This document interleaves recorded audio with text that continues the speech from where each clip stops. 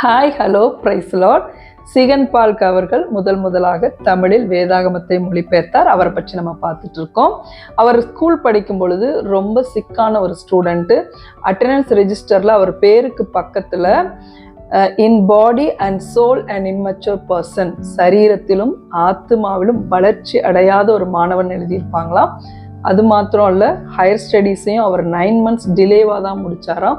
அவருடைய சிக்னஸ்னால பைபிள் காலேஜ்லேயும் அடிக்கடி பலவீனப்படுகிற ஒரு மாணவனாக இருந்தாராம். இப்படி சரீரத்தில் ரொம்ப பலவீனம் உள்ள சிகன் பால்க் அவர்கள் தன்னை மிஷனரியாக அர்ப்பணித்து இந்தியாவுக்கு வந்து தமிழில் வேதாகமத்தை மொழிபெயர்த்தார். அவர் எந்த வயசில் இறந்து போனார் தெரியுங்களா? 36வது வயதில் மரித்து போனார். கொஞ்ச காலம் வாழ்ந்தாலும் கர்த்தருக்கென்று வாழ்ந்து அடுத்த சந்ததிக்கு வேதாகமத்தை கையில கொடுக்க மிகப்பெரிய முயற்சி எடுத்துட்டு போனார். நாம அடுத்த சந்ததிக்கு என்ன கொடுக்க போறோம்? வாங்க இன்னைக்கு வசனத்துக்குள்ள போலாம். யெகோவா என்னும் நாமத்தை உடைய தேவரீர் ஒருவரே பூமி அனைத்தின் மேலும் உன்னதமானவர் என்று மனுஷர் உணரும்படி. சங்கீதம் 83:17. ரொம்ப ஈஸியான வசனம், வாங்க சேர்ந்து படிக்கலாம். யெகோவா என்னும் நாமத்தை உடைய. ஈஸி தானே? சொல்லுங்க, 2 முறை சொன்னா போதும். யெகோவா என்னும் நாமத்தை உடைய, யெகோவா என்னும் நாமத்தை உடைய. அடுத்த பகுதி, தேவரீர் ஒருவரே பூமி அனைத்தின் மேலும் உன்னதமானவர். தேவரீர் ஒருவரே பூமி அனைத்தின் மேலும் உன்னதமானவர். தேவரீர் ஒருவரே பூமி அனைத்தின் மேலும் உன்னதமானவர்.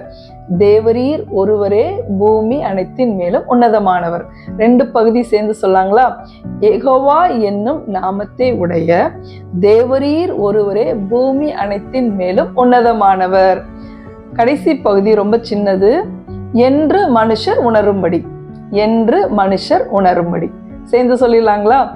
யெகோவா என்னும் நாமத்தை உடைய தேவரீர் ஒருவரே பூமி அனைத்தின் மேலும் உன்னதமானவர் என்று மனுஷர் உணரும்படி.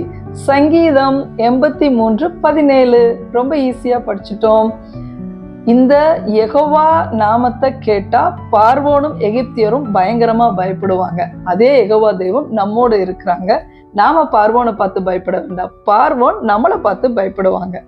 நாளைக்கு இன்னொரு வசனத்தோட உங்களை நான் சந்திக்கிறேன். டாட்டா, பாய் பாய். வேதம் என் மன மகிழ்ச்சி.